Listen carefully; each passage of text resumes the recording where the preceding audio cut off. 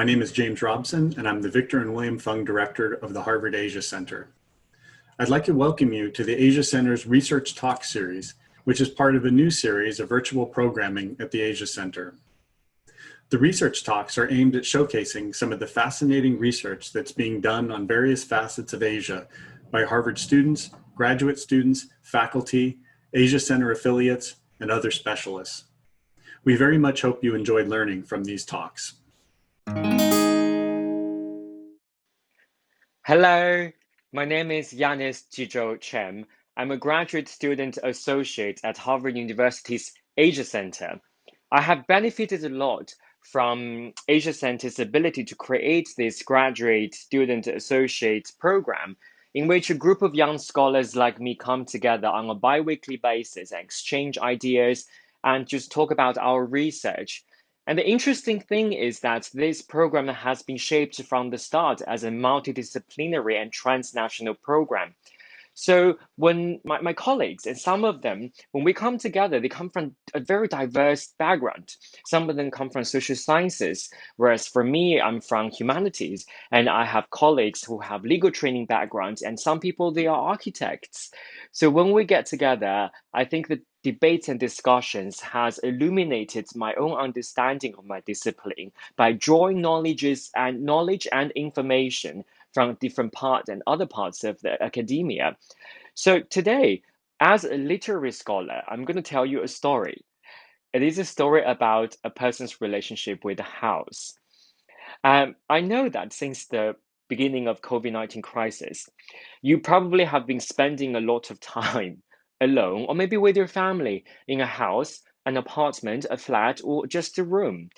And this life, this way of being in quarantine or in isolation or in a confined space has generated various problems, either mentally, psychologically, or even socially. So I think probably you don't want to hear about another person tell you anything about a confined space anymore. But however, precisely it is at this juncture, I think it is a time to rethink about people's relationship with things. The things is understood not just as small little objects, but maybe a house can be a thing. Have you ever thought that your house might have a consciousness of its own?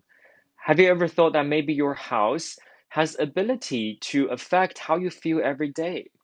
By spending so much time in the house, what is the relationship that you have established, with the space that you occupy? If the house is a thing, its objectivity, how does that speak back to your personhood and your subjectivity, and how that relationship needs to be renegotiated? And on a broader scale, if you can renegotiate your relationship with an inanimate thing, such as your house, what about animals? What about plants? What about nature? What about everything that surrounds you and the world? So with all these questions in mind, and let's dive in with a video that I've made for this presentation. Let's begin.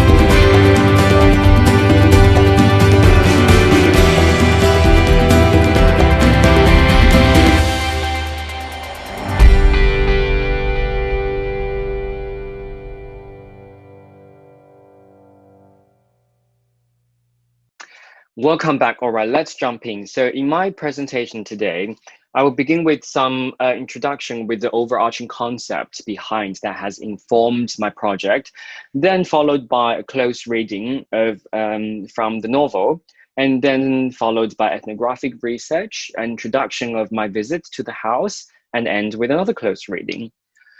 So in recent years, in academia, there's a lot of talk about posthumanism.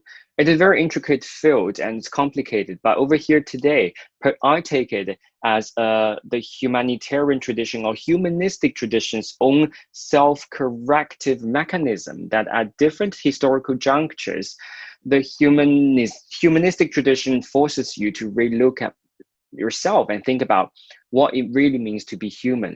And right here in the 21st century, we are undergoing another, this kind of return and self-reflexive return as well. So under the posthumanism study, which is not about anti-human or inhuman, okay, to begin, I have to make it very clear, then some people went into things like study about matters and things because they believe that we want to adopt a de-anthropocentric view of the world. And these two schools are very popular in the way that they have taken hold of different fields, like in architecture, as well as in political science and different perspective. They have a lot of divergence. For example, just one, new materialisms really look at matter, but triple O, object-oriented ontology, Graham Harman says you should not fall into the trap of smallism or undermining to look at matter when you think about things on a different scale. Whereas new materialism hold on to the subject because this is where your political power lies. And Graham Harman just want to do away with subjectivity and go after objectivity. Very quickly, I just want to give you one example of what this kind of thing or matter that we're talking about. This example comes from the new materialists. One of the new materialists, Jane Bennett, a political scientist, when she defined thing power here as something gestures towards the strange ability of ordinary man-made items to exceed their status as objects and to manifest traces of independence or aliveness constituting the outside of our own experience. Meaning that this is a kind of objective life, that a kind of Zoe-based argument from Rossi Braidotti, that life itself may not only be exclusively human. Some other things have life, but we need to really open up the conception of life. But despite its new materialisms or object-oriented ontology, I want to go a step further by saying that what they have, these two schools in common, is that the boundary between human and thing in a Western philosophical discourse has always been brutally policed and withheld. But however, if you think about this ecological crisis where we're going through together, the sixth mass extinction we're going through together, this is really about human things entangled confrontation or experience with this finitude. And we all have to come together, and the question to ask is, how do we survive? How do we go beyond this? So if you shift away from that human thing distinction, if you look at from my cases, I look at the traditional Chinese understanding between human and thing, or I won't be surprised if you go into any kind of indigenous or even African, any kind of African or American indigenous point of philosophy. The human thing dichotomy is not there to begin with. Human is part of the thing. So it's really about reshifting our perspective about, situating yourself as a broader category of thing. And then we look at how this survival can happen. And then we go back to the novels and read the stories and rethink about the human protagonist's own relationship with other kind of thing characters in the novel. So in 2018, Wang Anyi, one of the best, maybe perhaps the best Chinese writers, in her book Records of Traits, and chronicled the story of the House of the Secluded Gardens that I have introduced to you.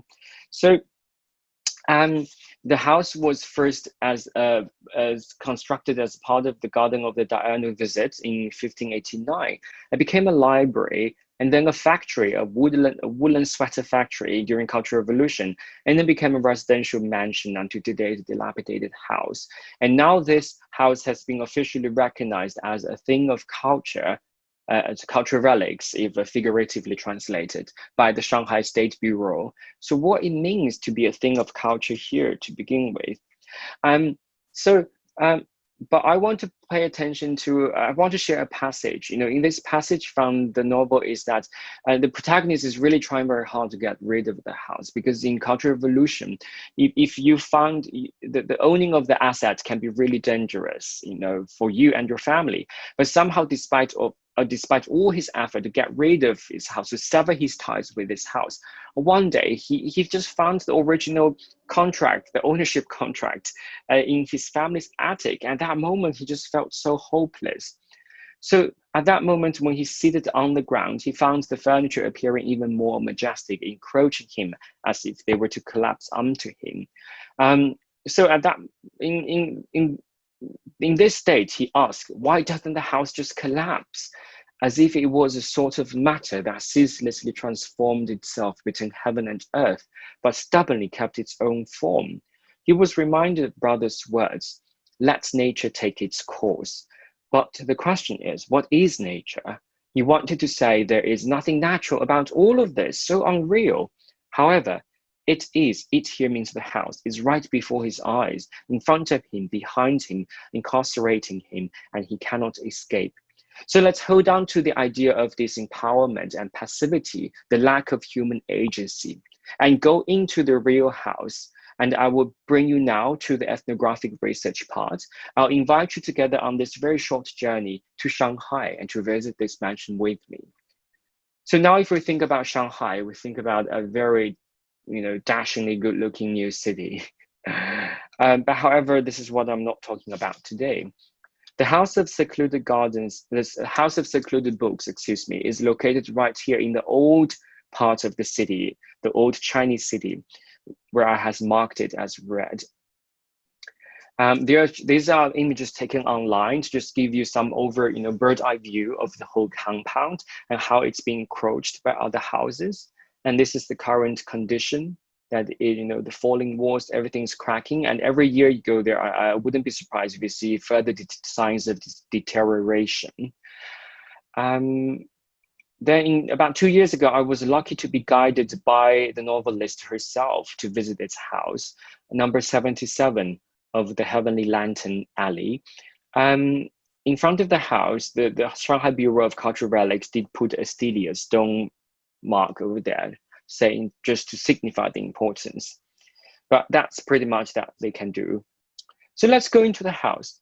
When I walked in, this is the Potter's Lodge, and the back then it was also can be a sedan chair depository. And then we go into the first reception hall. The area has been marked by pink over here. It's just all the pillars, the beams are all fallen. They're no longer supporting the structure. And every day, Madame Guo, the only inhabitant, the dweller of the house, the guardian of the house, she's the only one in the family who's staying with the house now, just goes around and picked all these fallen fragments up and piled them together. She believes that one day this house will be, restored to its former glory. If you go, let's come to the first courtyard. If you turn around, standing inside the courtyard, turn around. At the back, you can see this very famous stone gate on which inscribed are words, follow only the ancient teachings. And the brick carvings are intricate, and they are scenes from the Eight Immortals and other traditional Chinese historical stories. On the right photo, you can see that the building itself is being torn away from the wall. This is the Anhui style wood carvings. If you go to the Peabody Museum in Massachusetts, there is a Yingyu Tang from the same region. You can see the similarities between the two of the houses over here. The wood brick carving is one of its kind, most intricate. It's unprecedented to a certain extent. And Madame Guo's father, Guo Junlun, Mr. Guo is very aware of the cultural and architectural significance of the house. He's an erudite scholar coming from very traditional Chinese teachings. And in about 1990s, he published this article on your right that trying explain to people the importance and the uniqueness of the brick carvings in his house and trying to draw attention. In 1998, a group of young architects led by professors from the Royal Danish Fine Art, the Royal Danish Fine Art the Royal Academy of Fine Art, the architecture department came and did a very complete survey, architectural survey of the house. And in 2005, Tongji University's architecture department, led by Professor Chang Qing, has also done another round of survey. This is the floor map drawn by Mr. Guo, Madame Guo's father himself. And these are the floor maps drawn by the Royal Danish Academy of Fine Art. And if we come to the second courtyard, follow my footsteps, and you will see this is the makeshift effort that the government has done to prop up the structure and to preserve the house. And of course, there's valid reasons, because without the ownership rights fully be transferred to the government, without it being purchased by the government, the government cannot come in and do the thorough restoration. And at this stage, probably the question you need to ask is, can it ever be restored? So if we go back to the legal perspective and look at, what it means to be a thing of culture and what condition it can be restored, I just want to draw attention first is there is no clear definition of thing. And then I want to draw your attention to particular Article 22. As a literary scholar, they recognize the house sometimes as a cultural relics and as needs to be repaired in a state of grave danger or resuscitation. So this caught my interest, because you often rescue a man, and when do you need to resuscitate a thing or rescue a thing? So perhaps there, even in the most matter-of-factly language of the legal jurisprudence, there are rooms for creativity to come in, to purposely read these stipulations and articles creatively, to understand that that thing is always talking back at us. A very clear definition of what is the thing can be found comparatively in Japanese civil code. Over here, in this code, the thing just means tangible thing. If you look at the Japanese kanji, it means something has a body, has a volume, has a mass that occupies certain space. The Chinese civil code is in the process of formation. It's only issued last month and will only implement it next year. And over here, I just want to draw your attention. In Article 205, it says this thing applies to civil, or the law applies to civil relations arising from the attribution of ownership to things and the exploitation thereof. So ownership, exploitation, you can see it's very clear here. The thing is always defined via its relationship with human, and via human, by human, through human. It's very anthropocentric.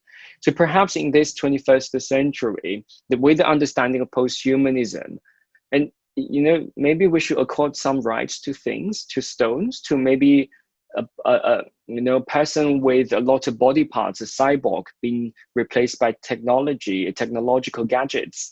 So if you think this extension of rights to things falls into a trap of pluralism, then of course my question here is the very foundation of rights needs to be renegotiated and rethought through.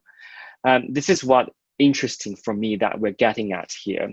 So I will escape this part. This is a former so where that definition comes from is, in 2007's property law. So, but the whole, despite the house's own efforts trying to disappear, and the whole area, the old Shanghai city area will be demolished. The government has rolled out plans to revamp this whole area. So the case of Shuyinglou, the House of Secluded Books, it seems to be entangled in bigger and bigger projects involving law and government planning. But we need to come back. Let's come back to people, to humans, to the inhabitants who lives there. So this is where the importance of ethnographic research has to come in. I remember there was once, I asked Madame Guo, I said, will the house miss you? She said, of course it will. And I said, do you think this can be repaired? And she said, of course it can. She seemed very positive. But right at the next moment, and she told me, I won't give a toss about this house the moment I can move away, meaning that after she got the monetary compensation. And I said, then why don't you go? And she said, how can I leave? The house is still here. I said, well, but it might collapse anyway. And then she said, if I live here, the house won't fall. If I don't, it will. Let's sit with this sentence for a while. If I live here, the house won't fall. If I don't, it will. In terms of repair and, or resuscitation or restoration, how do you negotiate your personal relationship? If you know that end is coming, the imminent collapse is just right there. When the world is crumbling apart, the economy will not hold. The ecology probably will not hold for very long. From here we are today to the very last day, how do you approach to the final moment?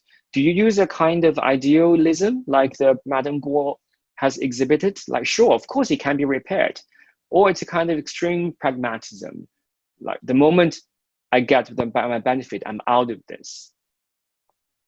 So these are the questions that I think I don't have answers, but I think it's important. The House of Secluded Gardens and Madame Guo, it makes us think about this.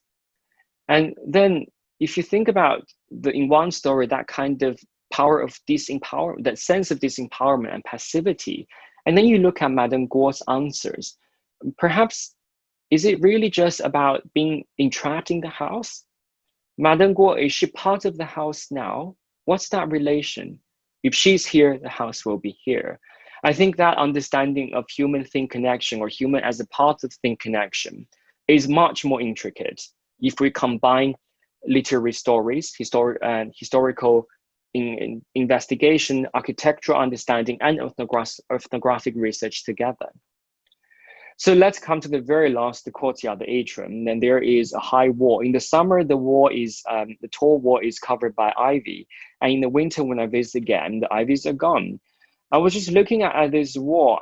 Suddenly I was struck by a sense of something as a kind of affect speaking to me.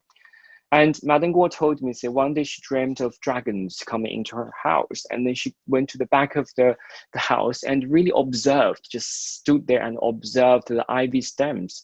And she said, yes, I see dragons. At the moment when I was with her, I believe I saw the dragon as well. But now when I'm telling you this story, I'm not sure if I still see the dragons, but do you see the dragons? And when do you see the dragons? And why do people see dragons? So let's wrap it up. So the case of Shu Yingluo, this is her sending me away by looking at me. I think between the demolition and dilapidation, between habitation, conservation, between human, dwelling and the disappearance with the house, I think perhaps the best protection we can offer is for her to stay behind, for the human to stay behind in the thing, and to dwell amongst the ruins and to guard, the thing the house, which is her childhood home. So I think it's a human thing entanglement in the process of becoming ruins, this ruination, and we're all in this together. If in reality this house cannot be repaired, cannot be restored, in Wang Yi's story, she also offered a final solution, the solution. At the moment, there was a storm that came to Shanghai, which is going to, blow the house away. And then the protagonist took a piece of asphatic felt and climbed onto the roof and spreading it out over the hole on the roof, it curled up, spreading it out again, pressing on the four corners. Wind came, blew it away, pressing again, blew it up again. He prostrated with four spreading limbs, forming the character of big over the hole. Lightning broke the darkness, a striking thunder. If someone saw him, he would have been mistaken for a giant lizard. At the very last minute, when the elemental force is coming so harshly at the house, human has to sacrifice its body to patch up the hole, to mend the hole, to become part of the house, to become part of the thing. So with this in mind, thank you for listening to this presentation. And let's go back to the very first question. I hope you have come out with this presentation and now sit at your home and observe around the house and the room that you have occupied. I hope you will see that the house is not an entrapment. It does not want to contain you inside. There is another kind of relationship that you as a person, we as people, as humans, can renegotiate with our, with the things that surround us. And with that, thank you very much.